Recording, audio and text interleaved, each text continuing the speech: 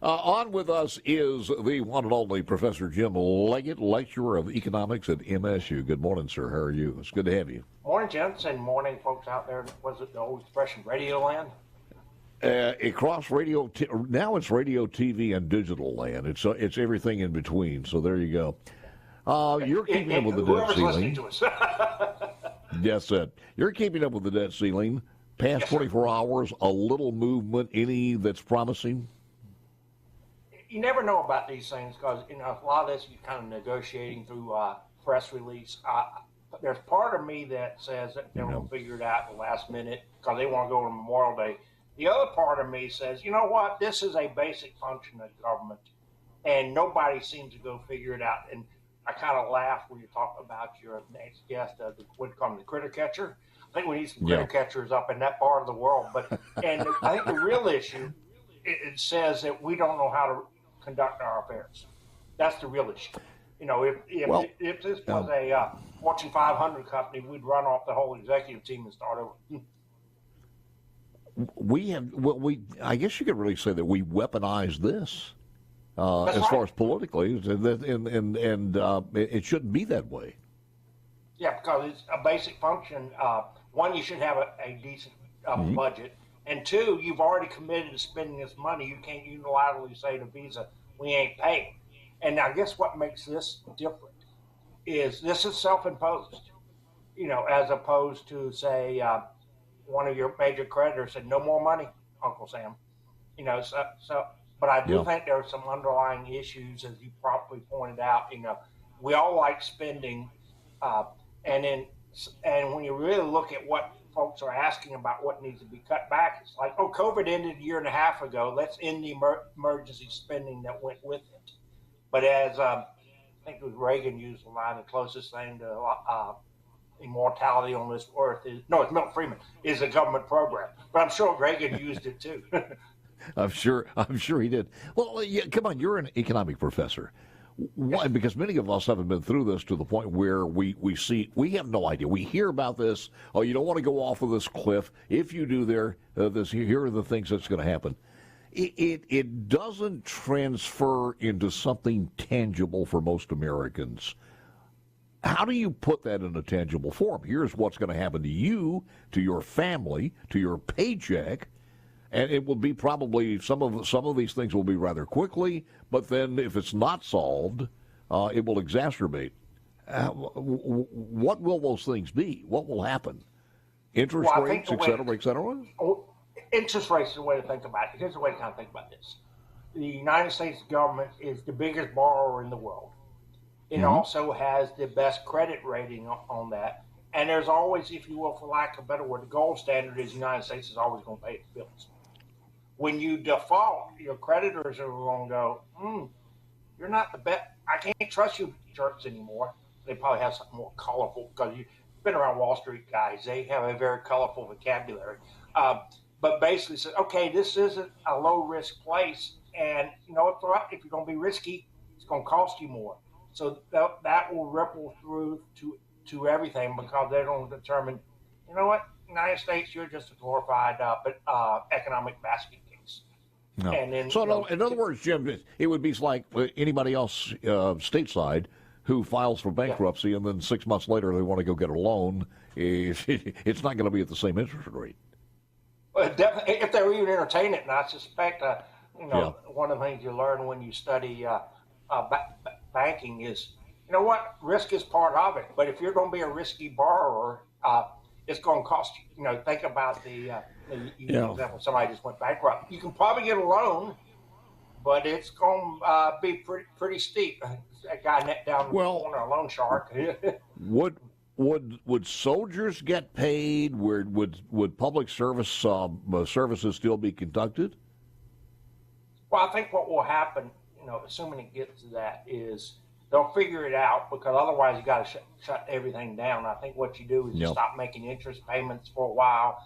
You do a variation of the government shutdown, and then you'll have this dance like who's essential. And of course, I would think military, things like air traffic control, police, all those kind of things.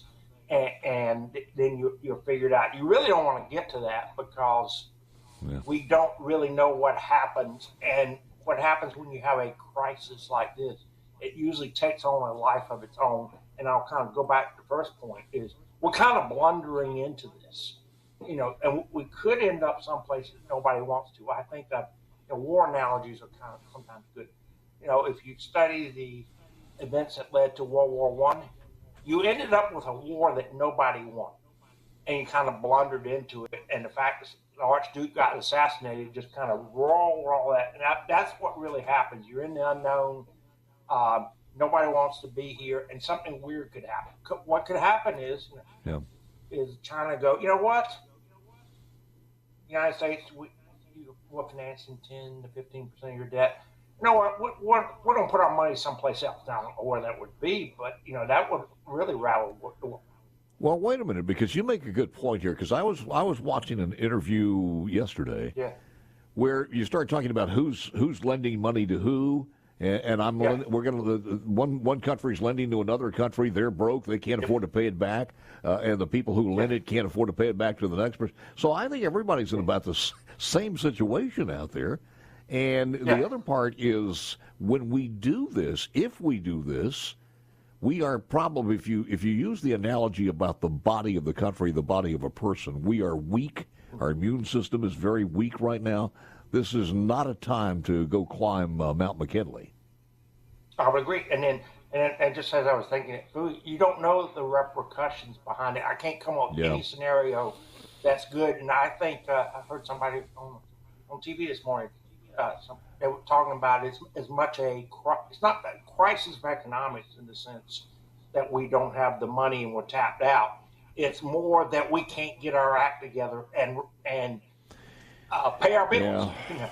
Listen, I've often said the perfect government is this, where and you can go back and look at the founding fathers and the thoughts of a two-party system, whether it was in their minds or not.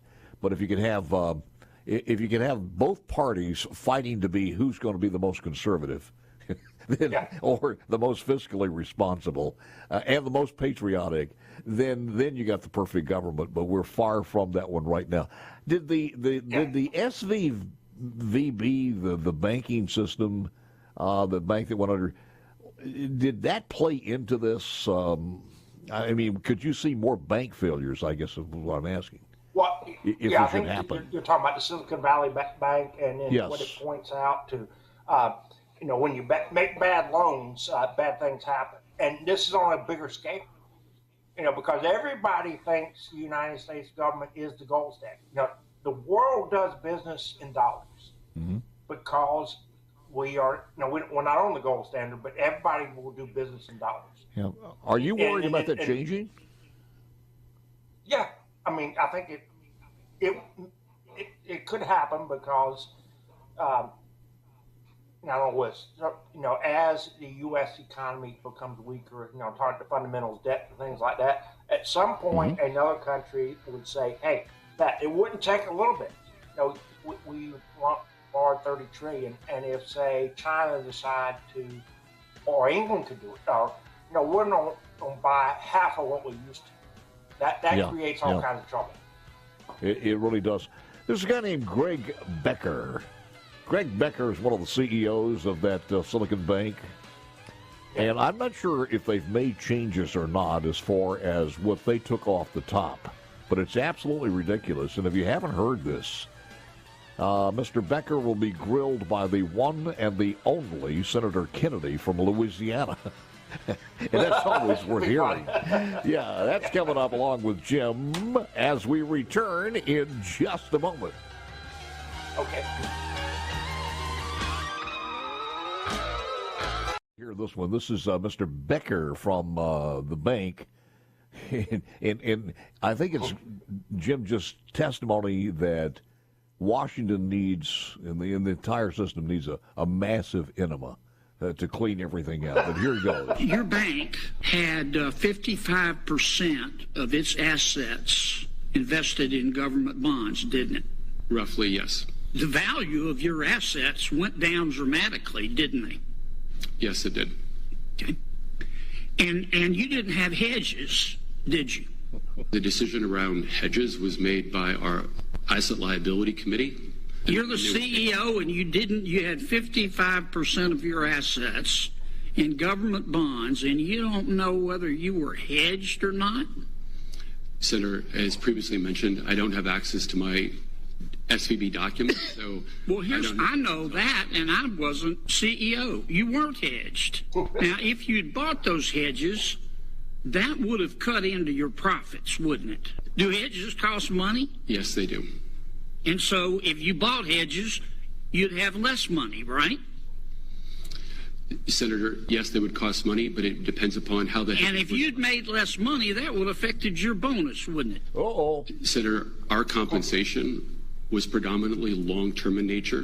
Mr. Becker, you made a really stupid bet that went bad, didn't you?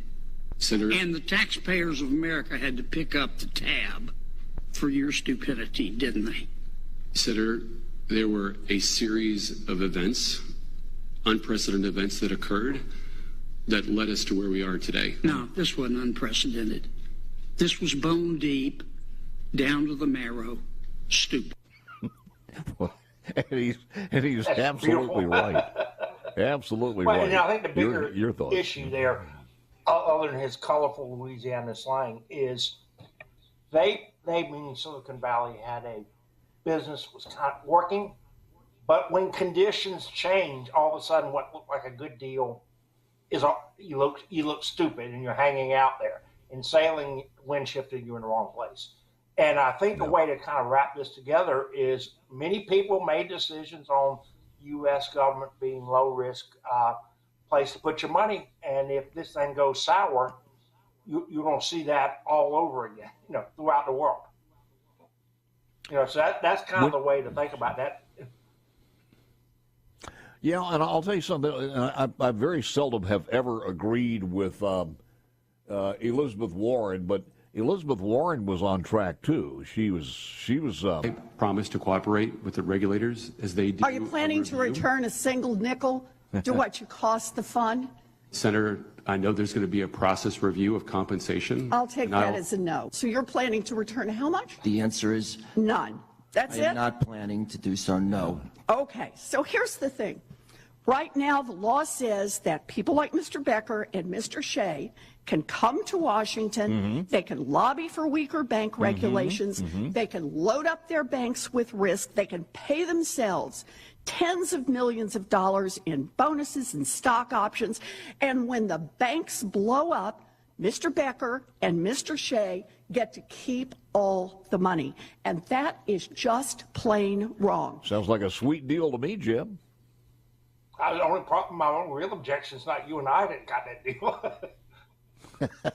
That's true. That's true. Well, but it's a little bit like insider trading, but these people are responsible for their clients, and how that's not illegal, I have no idea. And it certainly mismanage other people's money. When you watch all those movies, in fact, there was a movie off-Broadway show called Other People's Money in the 90s, and it was funny, but on the other hand, it kind of got to the essence of the issue. Well, it's almost like Bernie Madoff. He was using a different type of math, but at the end of the day, they one goes to prison and one doesn't, and for the layman out there, it doesn't make sense. Your final thoughts on where we're going with the debt ceiling?